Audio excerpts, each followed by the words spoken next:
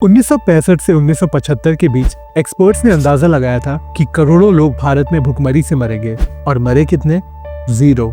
MS Swaminathan ने इतनी lives बचाई जितना किसी और ने शायद ही बचाया होगा। लेकिन इंडिया को बचाने के लिए उन्हें इंडियन से लड़ना पड़ा, और उन्हें कभी भारत रत्न भी नहीं मिला। ये कहानी उन्हीं के बारे में है। अगस्त 7, 1925 तमिलनाडु के कुंभकोणम में एक लड़का पैदा होता है। उसकी परिवार की एक ही उम्मीद है, वो डॉक्टर बनेगा, एक रिस्पेक्टेबल, सेफ, सिक्योर प्रोफेशन। लेकिन 1943 आता है और सब कुछ बदल जाता है। बंगाल फैमिन पूरी ईस्टर्न इंडिया को तबाह कर देती है। 20 लाख से ज्यादा लोग भूख से मर जाते हैं। कलकत्ता की सड़कों पर लाशों की लाइन लग जाती है। स्वामीनाथन तब सिर्फ 18 साल के थे, लेकिन जो उन्होंने देखा उसने उनका जीवन हमेशा के लिए बदल दिया। वो सोचते हैं, अगर दवाई कुछ लोगों की जान बचा सकती है तो खेती लाखों लोगों की। और उसी दिन उन्होंने अपना रास्ता बदल लिया। मेडिसिन छोड़ दी और कदम रखा एक ऐसे फील्ड में जहां ग्लैमर नहीं पर इंसानियत थी, एग्रीकल्चरल साइंस। उनका परिवार हैरान था। दोस्तों को लगा वो पागल हो गए हैं, पर स्वामीनाथन कुछ और ही देख रहे थे, जो सिर्फ शरीर नहीं पूरे देश की भूख को ठीक कर सके। आजादी के बाद भारत की समस्याएं और गहरी हो जाती है। जनसंख्या बढ़ रही थी और खेती अब भी सदियों पुराने तरीके से चल रही थी। मिट्टी थक चुकी थी, फसल गिर रही थी। विदेशी एक्सपोर्ट्स ने खुला कह दिया, इंडिया अपने लोगों को खिला नहीं सकता, आने वाले साल और बुरा वक्त लेकर आएंगे। लेकिन स्वामीनाथन ने इन बातों को कभी सच होने नहीं दिया। कैम्ब्रिज यूनिवर्सिटी से अपनी पीएचडी करने के बाद उनके पास दुनिया भर के मौके थे। वो चाहे तो वहीं रहकर आराम से रिसर्च कर सकते थे, पेपर्स पब्लिश कर सकते थे, लेकिन उन्होंने कुछ और ही चुना। वो वापस भारत आ गए, क्योंकि उनके लिए एक बात साफ थी, ज्ञान अगर उपयोग में ना आए तो बेकार है। वो Indian agricultural research institute join करते हैं और शुरू करते हैं अपने जीवन का सबसे बड़ा मिशन, भारत की फूड क्राइसिस का हल। सालों से साइंटिस्ट जानते थे कि फर्टिलाइजर से वीट की प्रोडक्शन बढ़ सकती है, पर उसमें एक बड़ी समस्या थी। जब ट्रेडिशनल गेहूं के पौधों को ज्यादा पोषण मिलता है तो दाने तो भारी हो जाते थे, पर फिर वो अपनी वजन नहीं उठा पाते। फसल झुक जाती, गिर जाती और खेत भर जाते थे सड़ते हुए अनाज से। स्वामीनाथन ने सब कुछ करके देख लिया, रेडिएशन से जेनेटिक म्यूटेशन, हजारों वैरायटीज टेस्ट की, लेकिन कोई कामयाबी नहीं मिली। फिर 1958 में बात में एक जापानीज साइंटिस्ट के जरिए उन्हें कुछ पता चलता है। कैजुअली वो कहता है, जापान ने एक ड्वार्फ वीट वैरायटी बनाई है, छोटी, मजबूत और टूटती नहीं है। स्वामीनाथन का दिमाग चलने लगता है। यही तो वो खोज रहे थे, एक ब्रेक थ्रू। वो उस ट्रेल को फॉलो करते हुए मेक्सिको पहुंचते हैं, एक अमेरिकन एग्रोनॉमिस्ट नॉर्मन बोरलॉग तक, जो नए ड्वार्फ वीट बना रहे थे, जो कठिन हालातों में भी फल सकता था। High yielding, disease resistant, revolutionary. Borlaug कुछ सीड्स भारत भेजते हैं। स्वामीनाथन उन्हें IARI के प्लॉट्स में उगाते हैं, और जो होता है वो भारत के इतिहास का मोड़ बन जाता है। फसलें 2 से 3 गुना तक बढ़ जाती है। कोई डिजीज नहीं, कोई कीड़ा नहीं, मजबूत पौधे जो दानों का वजन उठाए खड़े थे। स्वामीनाथन समझ जाते हैं, यही है वो रास्ता जिससे भारत खुद को खिला सकता है।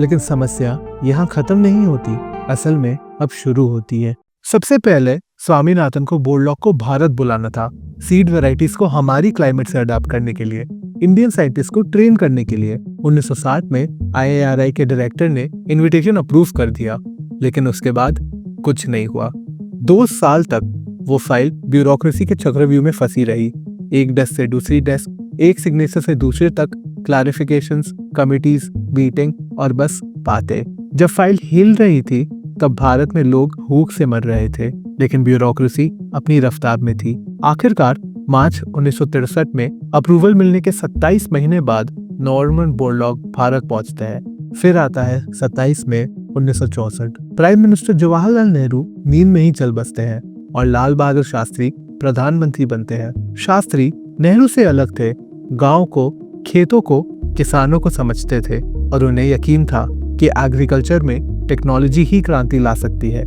9 जून रात के 10 बजे शास्त्री अपने स्टील मिनिस्टर C. सुब्रमण्यम को फोन करते हैं और कहते हैं, मैं चाहता हूँ तुम एग्रीकल्चर और फूड संभालो। सुब्रमण्यम हैरान थे, लेकिन वो अलग सोच के आदमी थे, फिजिक्स ग्रेजुएट, विज्ञान को समझने वाले, और सबसे जरूरी साइंटिस्ट को सुनने के लिए तैयार। अगस्त 1964 सुब्रमण्यम एक कदम उठाते हैं जो पहले किसी ने नहीं उठाया था। वो देश के 20 टॉप एग्रीकल्चरल साइंटिस्ट को बुलवाते हैं और एक सिंपल लेकिन रेवोल्यूशनरी सवाल पूछते हैं।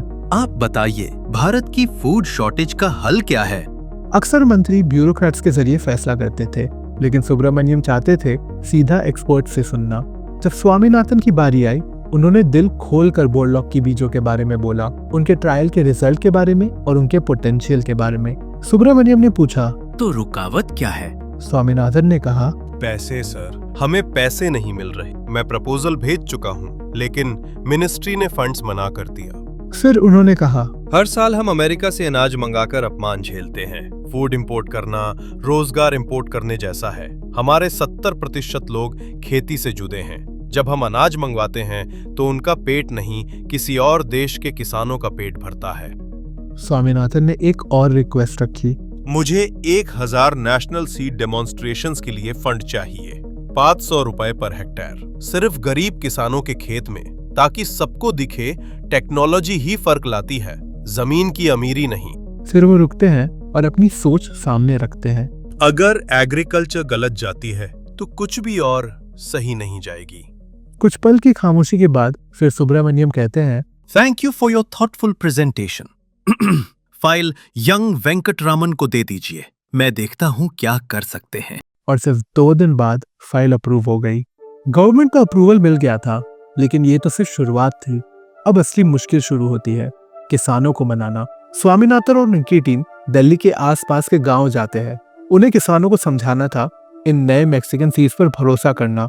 गांव से गांव, हफ्ते के बाद हफ्ते, संडेज और छुट्टियों पर भी वो निकल पड़ते, दरवाजे खटखटाते, डेटा दिखाते, रिजल्ट्स बताते। लेकिन ज्यादातर किसान कहते, अगर हमें पैसा मिलेगा तब हम आपका बीज ट्राई करेंगे। स्वामीनाथन हर बार मना करते। सरकार के पास पैसे नहीं है, वो कहते, लेकिन ये बीज आपको ज्यादा उपज देंगे और वही आपकी आमदनी बढ़ाएगा और आप अपने परिवार को बेहतर खिला पाओगे। फिर भी बहुत से किसान डरते रहे। अगर ये बीज फेल हो गए तो पूरा साल बर्बाद। पुराने बीज चाहे कम प्रोडक्टिविटी दे, पर कम से कम उनका नतीजा तो पता है। ये सिलसिला हिम्मत तोड़ने वाला था, लेकिन स्वामीनाथन और उनकी टीम रुकते नहीं। सिर्फ एक संडे 1965 सब कुछ बदल जाता है। जौनती गांव, दिल्ली के बाहर, एक किसान स्वामीनाथन के सामने आता है और हाथ बढ़ाता है। डॉक्टर साहब, हम आपका बीज लगाएंगे। स्वामीनाथन हैरान हो जाते हैं। इतनी बार इनकार सुना था, अब ये हाँ क्यों? किसान का जवाब सिंपल था, जो आदमी अपने संडेज खेतों में चलकर बिताता है वो फायदे के लिए नहीं, अपने विचारों के लिए काम करता है।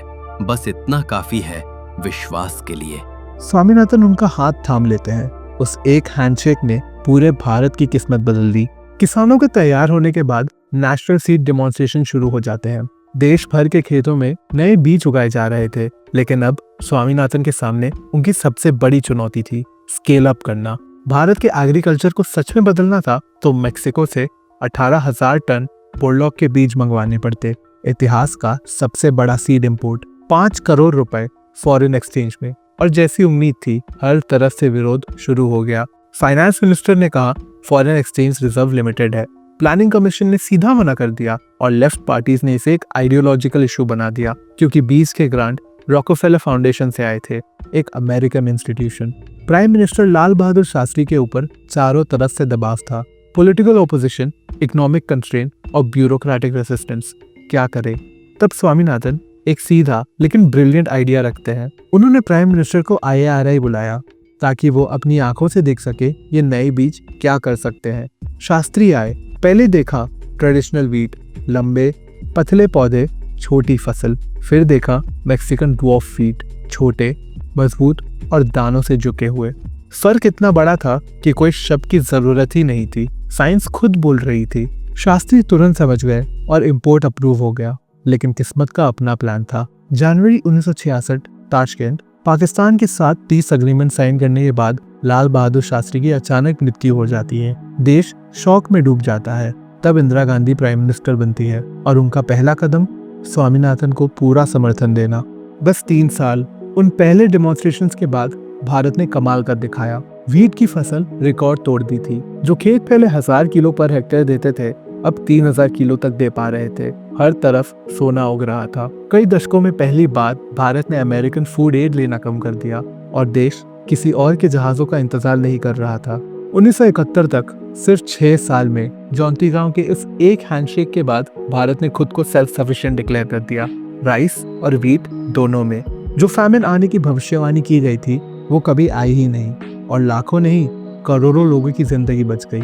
स्वामीनाथन को पहला वर्ल्ड फूड प्राइज मिलता है, एक साइंटिस्ट जिन्होंने भूख के खिलाफ सबसे बड़ी जीत जीती थी। लेकिन यहाँ भी वो रुकते नहीं, ना रिटायर होते हैं, ना अपनी सफलता में खो जाते हैं। वो अपने प्राइज के पैसे से एक रिसर्च फाउंडेशन बनाते हैं और जितने भी अवार्ड्स उन्हें बाद में मिलते हैं उन सब का प्राइज मनी वो दान कर देते हैं, क्योंकि उनके लिए विज्ञान कभी कुर्सी या सम्मान नहीं था, एक सेवा थी और उस सेवा का नाम था MS स्वामीनाथन।